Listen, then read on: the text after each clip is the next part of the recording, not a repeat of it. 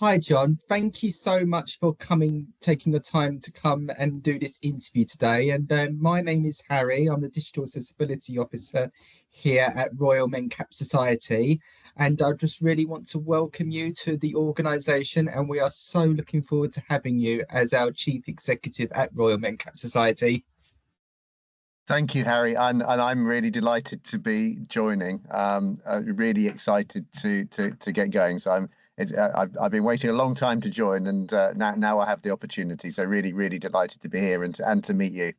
Now you got your dream. Absolutely, yes. Yeah, but now we have to now the work starts. Absolutely. And I just want to ask you some questions about your new role as Chief Executive. And my first question to you is, as you are now the Mencap Chief Executive, what do you want to achieve? Well, thank you, and really big question. I mean, first of all, I would say this country needs to be better for people with a learning disability. Whether we're talking about health inequalities, whether we're talking about employment opportunities, it seems to me like people with a learning disabilities voices aren't being heard and they're not No. being taken seriously. So obviously, I want this to change. And I want to work alongside people with a learning disability to ensure, firstly, Mencap is an absolute role model of providing personal support and social care that many people with a learning disability need.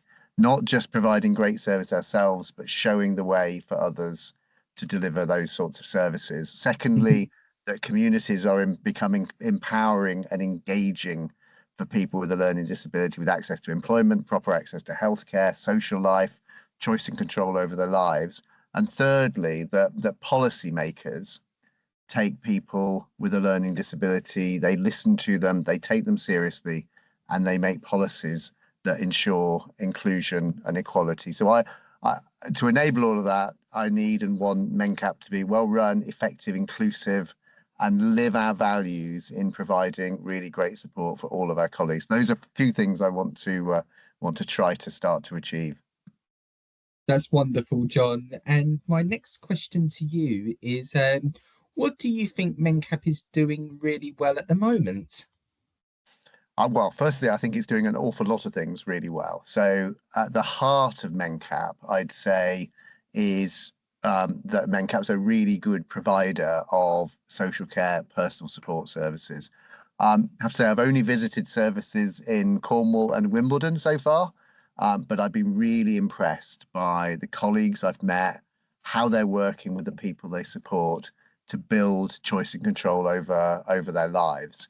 I've also been really impressed by the support we give for people in employment and the way we embed our support in communities and work alongside a massive network of other local organisations. Um, Also, clearly we have a really strong campaigning voice, making sure that policymakers hear and see people with a learning disability and make policy decisions accordingly. I think the policymakers have got a long way to go, but I've been really impressed by Mencap's work in that area. And finally, I've been really impressed by the way Mencap listens to and works alongside people with a learning disability. The Voices Council is really impressive, and the way we work in our services with people to take the time to hear them and understand their choices and how they want to live their lives is really important, and it's really clearly taken really seriously by everyone who delivers Mencap services. That's brilliant, John. Okay, my third question to you is, what do you think needs to change in the UK to improve the lives of people with a learning disability? Well, how long have we got, Harry? This 15 could minutes? this could be a long episode. No, there are a few things. I mean, first of all, social care and the social security system obviously need really sorting out so people with a learning disability can live the lives they choose, and that those who need support can get the support they need. I think the way the health system provides support for people with a learning disability needs to change at every step of the system, whether it's GPs and dentists, whether it's A&E, outpatients. It can't be right, in my view, that people with a learning disability are so disadvantaged in the health system. Employers need to really start to embrace the skills and the knowledge that people with a learning disability bring and provide proper, inclusive employment opportunities. And underpinning all of that, I think probably the biggest thing that needs to change is for people with a learning disability to have their voices heard, be taken seriously by commissioners, by policymakers, by members of the public, and for all of our public services. I think I'm probably just scratching the surface of the things that need to change, but there's just a few of them that are on my mind.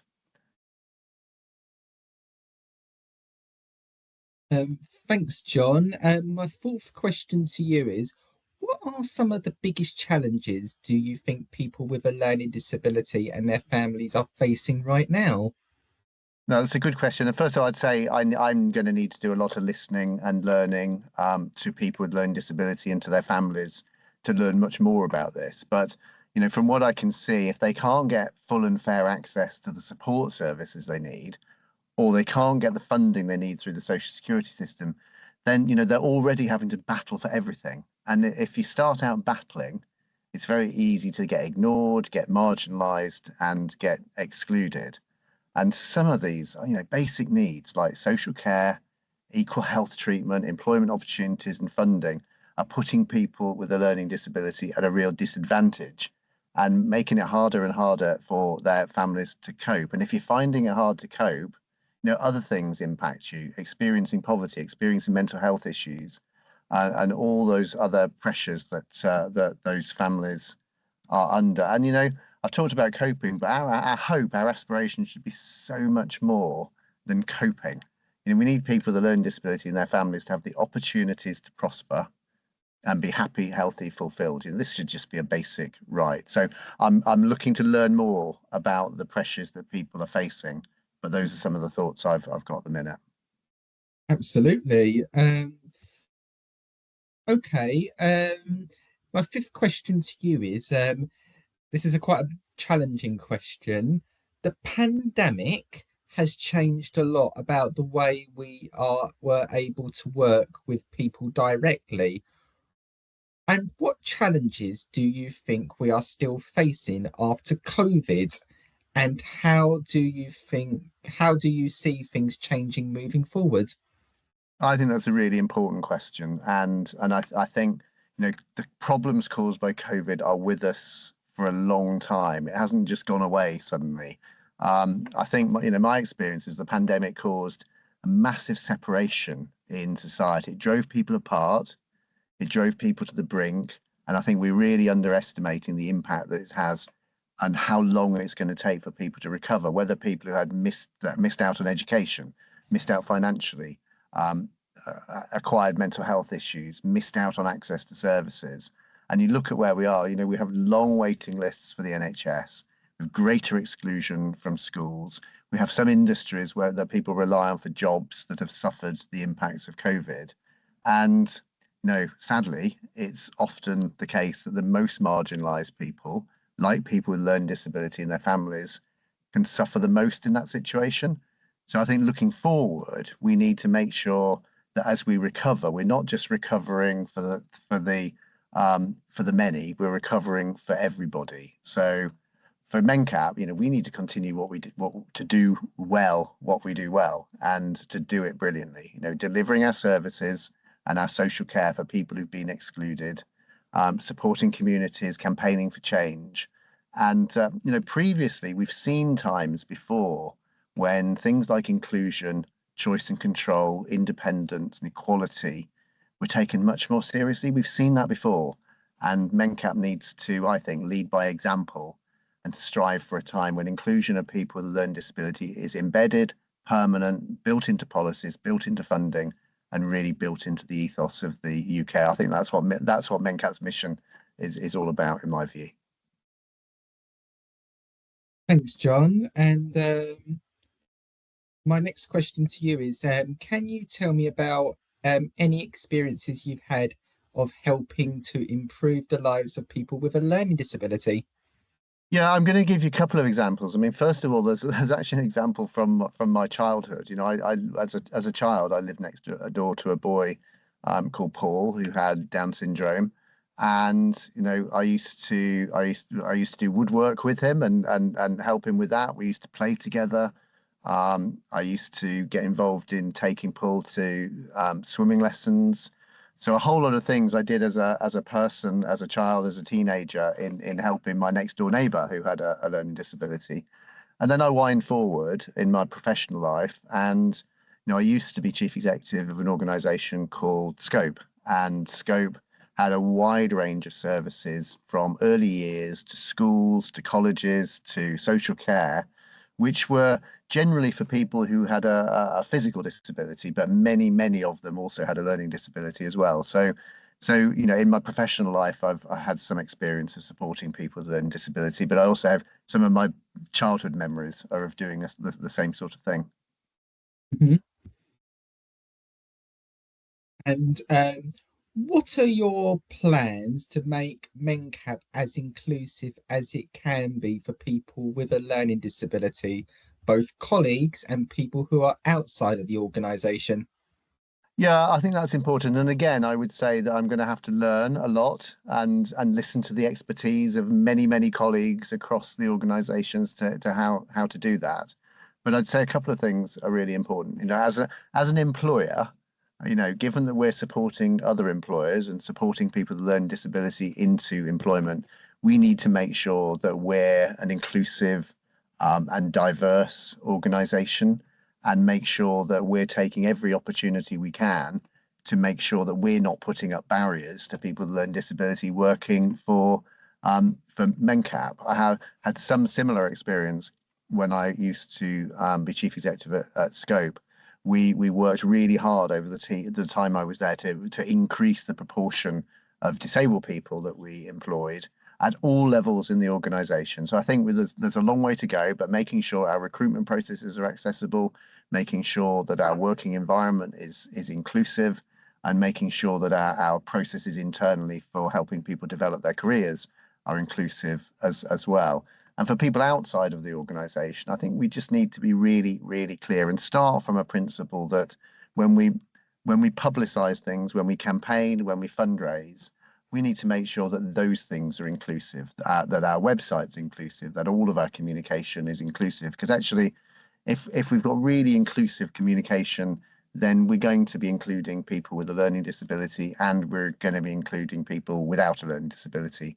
So I've got a lot to learn in this area, but I'm really committed to make sure that Mencap shows the way when it comes to being inclusive for people with learning disability. Absolutely. And my final question to you is, what do you think you'll bring from your previous role as CEO, from your previous CEO jobs at Scope and UNICEF, that will help Mencap and its goals?